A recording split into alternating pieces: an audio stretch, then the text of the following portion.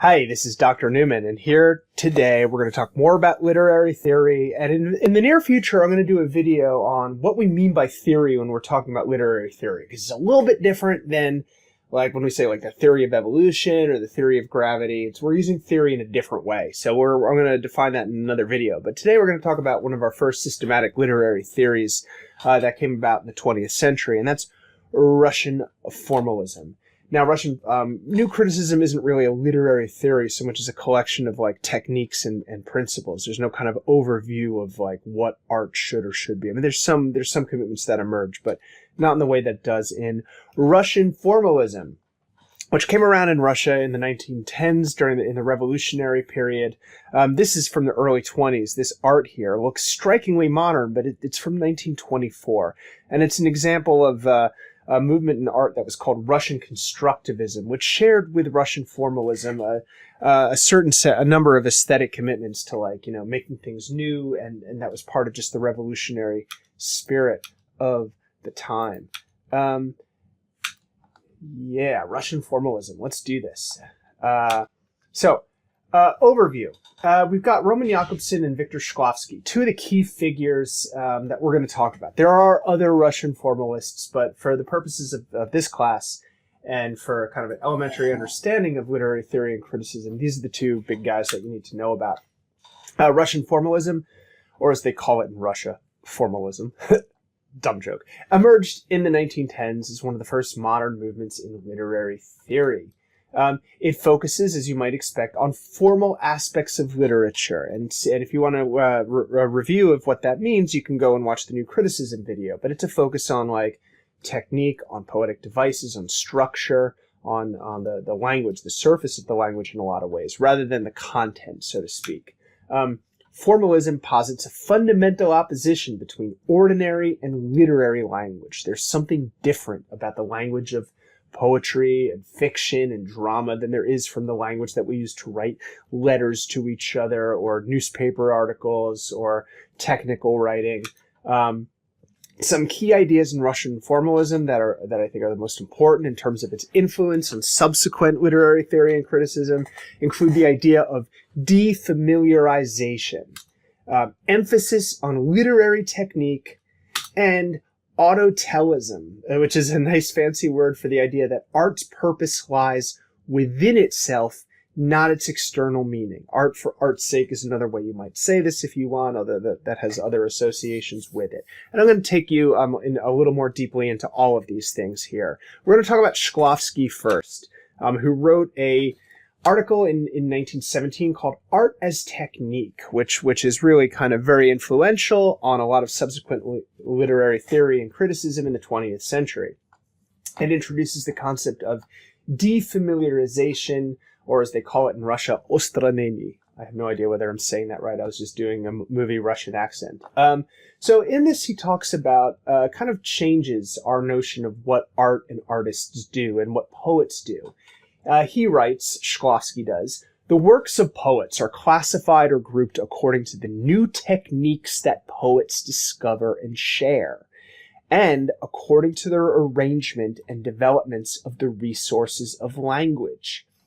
Poets are much more concerned with arranging images than with creating them. Images are given to poets. The ability to remember them is far more important than the ability to create them. Now, some of the implications here is that he's kind of going against the romantic idea that the most important thing in art is the artist's imagination. We all have imaginations, right? We all have crazy imaginations that can imagine all kinds of things. But what makes an artist isn't their imagination, it's their creativity. And creativity is the ability to take what you imagine and make things with it, like poems or paintings or sculptures or music. And doing that requires technique, skill, the way that you put words together and images together. And according to Shklovsky, we classify different artists and different schools of artists and including poets, not according to the images that they use, which are the same, and everybody can use the same images, but according to how they put them together. The how is more important than the what. And this is a crucial idea in all forms of formalist criticism. This idea of, another thing that's important for Shklovsky, and I'm going to talk about in the next slide, is defamiliarization. And just by way of introduction to that, this background image here is a painting by the French cubist Georges Braque called Bottles and Fishes. And you can't see this super closely here, but it don't look too much like bottles and fishes. And so, modern art, as we think of it, that sort of strays away from strict, careful, detailed, photorealistic representation, was a technique of making the familiar seem strange. And we can talk about this as defamiliarization. It's estranging the familiar to create fresh perspectives.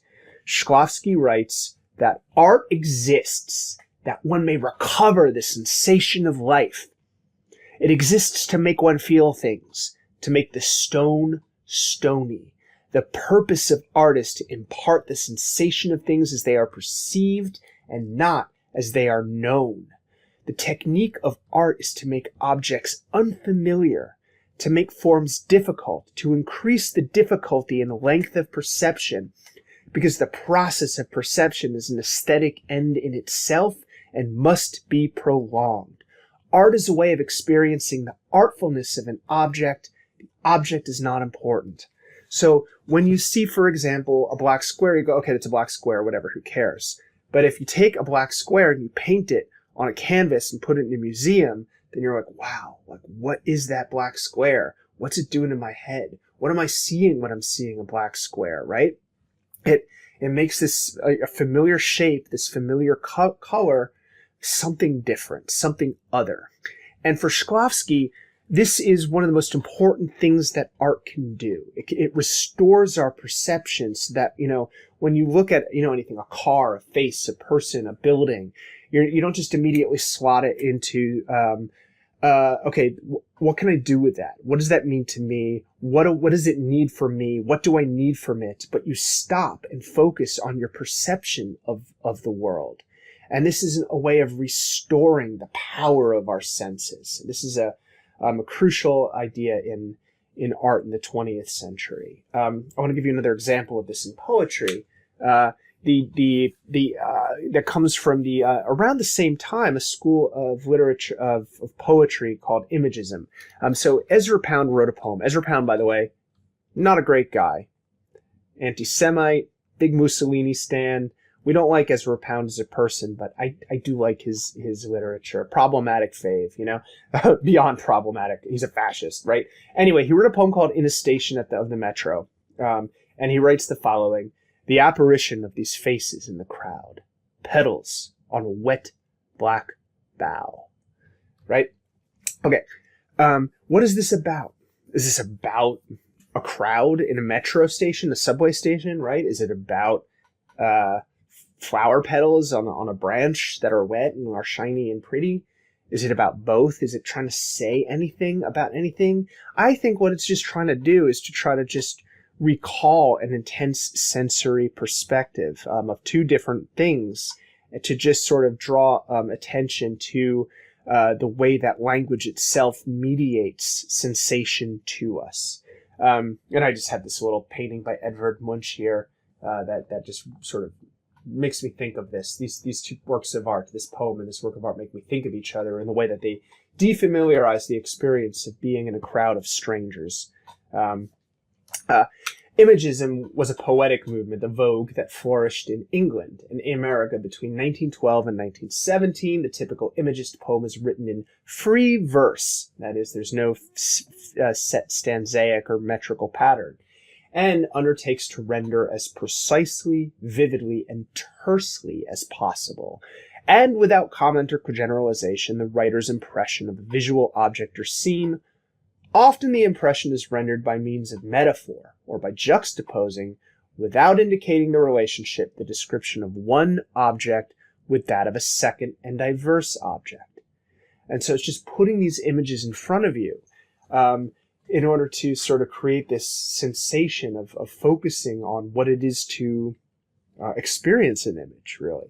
And this is from Abrams and Harpham's Glossary of Literary Terms, your course textbook, and a treasury of knowledge.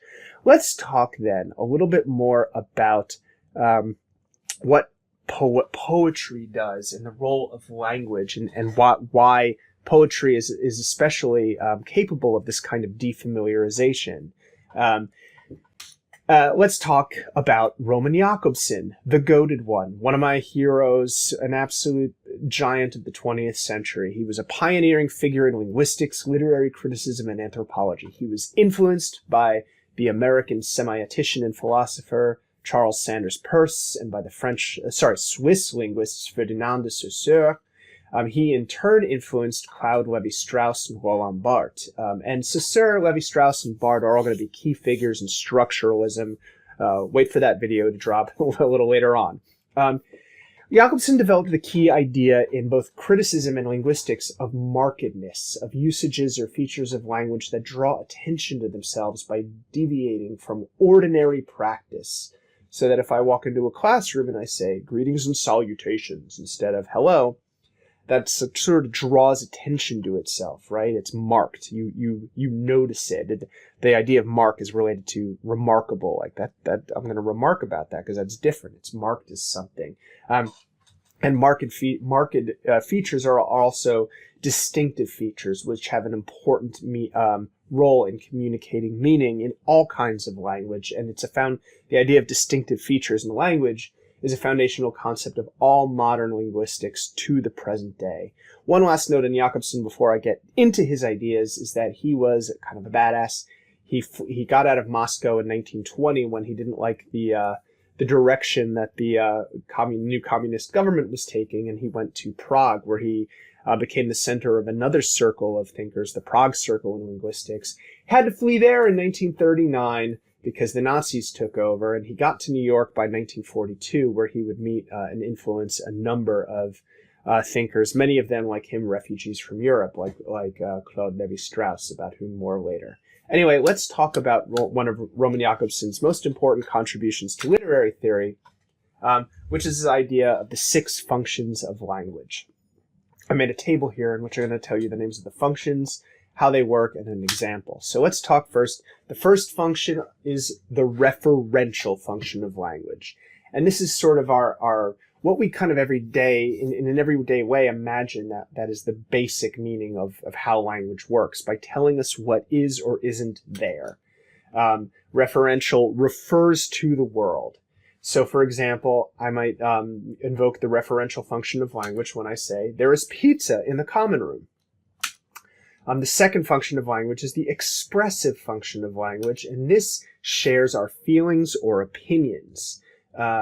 Or our other thoughts about something. It puts our own view of the world out there. So if I say Hawaiian pizza is underrated, this is an example of the expressive function of language.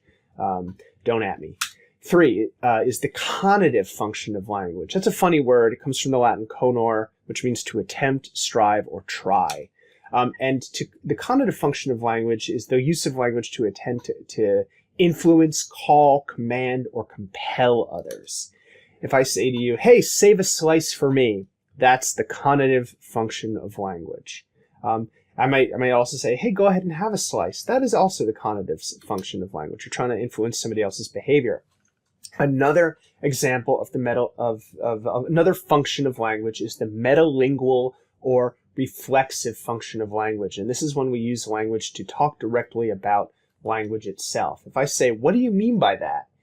That is a metalingual statement. It discusses language itself. We might describe it as checking the code, verifying that people are communicating what you think they're meaning by it, or fear that they're meaning by it, or hope that they're meaning by it. So, for example, if your friend says to you, hey, there is pizza in the common room, you might ask, were you offering me some? Like, are you just making a statement that, like, well, I'm just sharing the fact that there is pizza in the common room? Or is there an implicit offer here?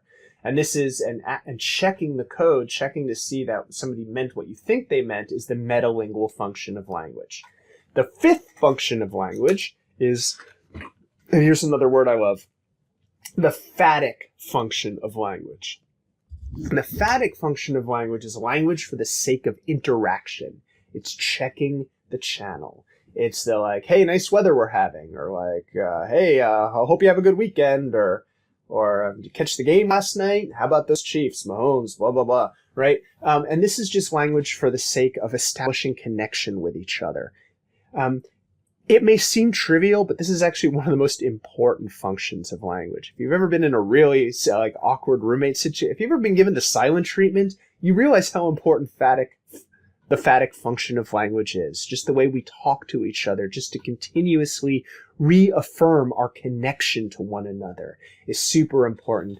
There's a Malinowski, that's his name. Bronislaw Malinowski was a anthropologist who developed this idea of phatic communion, of phatic languages, as talking about it as being fundamental to the way that human beings establish connection to each other. I even saw somebody once compare the way we just chit-chat with each other to the way that chimpanzees pick nits out of each other's fur. It's a way of reassuring, comforting, connecting, etc. Good pizza, huh? Right? Do you need to say that? No, but you're just like making conversation, as we say, right? And this is the phatic function of language. Number 6, and this is the one we've been waiting for here, is the poetic function of language. What is the poetic function of language? It is language that focuses on the message for its own sake. And it's a little different than the metalingual function because it's not checking in to see whether the content of the message is being accurately received. It's about the form of the message, the language of the message.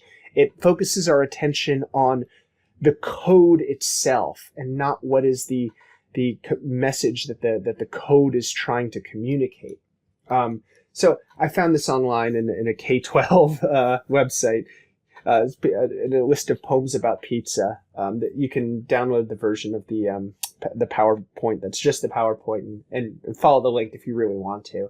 But this is just a little excerpt. Your melted cheese, so smooth and thick, makes golden treads that glisten and stick. Now, the rhythm of this, the imagery of this, the way that it uses unusual words like golden threads. Golden threads or thread? I think it's threads. I think I might have mistyped that. But that's not a usual way that we talk about pizza. It's unusual. It's marked. It's distinctive. And it draws attention to itself for this reason. So that this becomes not just about pizza, but it's about, in a very important way, itself, right? Every work of art the meaning of that work is in some way itself. These are the 6 functions of language: referential, expressive, conative, metalingual, phatic, or poetic. You can also find these on the handout that I uploaded for the week 4 module. So let's talk a little bit finally, let's bring this all together and talk about how the poetic function of language relates to formalism. Since the poetic function focuses on the message in itself for its own sake, we can describe the work of poetry from a formalist perspective, and this is something where Russian formalists and new critics agree on, that the work of art is autotelic. Its purpose is itself. It's not about the cause or the message or what it's trying to do to the world or to persuade somebody. The work of art is itself its own end, its own purpose. Its auto is self, and telic is from telos, meaning goal, end, or cause, or purpose. Literary language thus foregrounds the utterance, the speech act itself, the language itself, the words that are chosen, the sound of the words, and it puts into the background, to a certain extent, the referential function. You have to work through the utterance and harder to get to what it's referring to and why, and you have to think about why it's using those particular words to say what it's saying, right? It's not when you write an essay, no matter what it's about, when you write nonfiction, when you're writing a technical manual, or a critical essay on something, you are not supposed to put your language into the foreground. Your words should not be calling attention to themselves. This is why an English teacher might have written, too flowery, simplify this, like just get to the point, right? Because that's a different kind of language. But if you're making art with your language, then the words themselves do go into the foreground, and it backgrounds the referential function. So literary language is self-focused. It says, look at me, I'm language. And in doing so, it can serve to defamiliarize or make strange a familiar reference by making the reader work harder to decode it, whether that's pizza or faces in a subway station or the experience of losing your vision like Emily Dickinson, or the experience of like Wanda Coleman of having all these different voices tell you that you're insufficient or you're flawed in some way. Bringing all those voices together without saying who they belong to and just sort of having them rattle off one way after another is a way of defamiliarizing the experience of going through your life being constantly belittled, othered, and criticized by other people. And so on and so forth. This is one of the functions of poetry. And I'm a big fan of the idea of defamiliarization as a kind of a master way of thinking about art and what it does. But at the end of the day, formalism, I think one of the takeaways that we can think about, and that I think is useful no matter what our own purposes for reading poetry are, even if we disagree with the idea that the purpose of art is itself, even if we come to art looking for moral or political messages or philosophical ideas, when we look at the literary work of art, it's still super important to pay attention to form. We have a way, I think, of thinking about a work of literature as like a present, right? And the words are the paper on the outside, and the meaning is inside. And the work of interpretation is unwrapping that present and finding the meaning inside, right? But formalism invites us to think about the way that meaning is expressed. I want to make an analogy here to origami, right? Where language is the paper, and you fold the language in a way that produces a form, but you can't get rid of the container. You can't get rid of the surface, what it's packaged in, without getting rid of the content itself. Form and content are unified. And the work of interpretation is to see how form is folded into, how the meaning is folded into the form of the language, rather than taking it apart. This is what I think the idea behind close reading, formalism, as practiced by either the new critics or by formalists, or in the 21st century, we've had kind of various returns to formalism under different names. Formalism never goes away. It always comes back because close reading is fun and useful, and it's a really just kind of continuously represents itself as a good way of approaching texts. This video is going long. I'm going to stop it now, and I'm going to invite you to post any questions that you have in our discussion board in the class, or if you're just a stranger watching this, feel free to post any questions you have for me in the YouTube comments. And if you are one of the strangers, feel free to like and subscribe and join my Patreon. If you're one of my students, don't do that. Just do my work. Just do the work for the class. See you soon.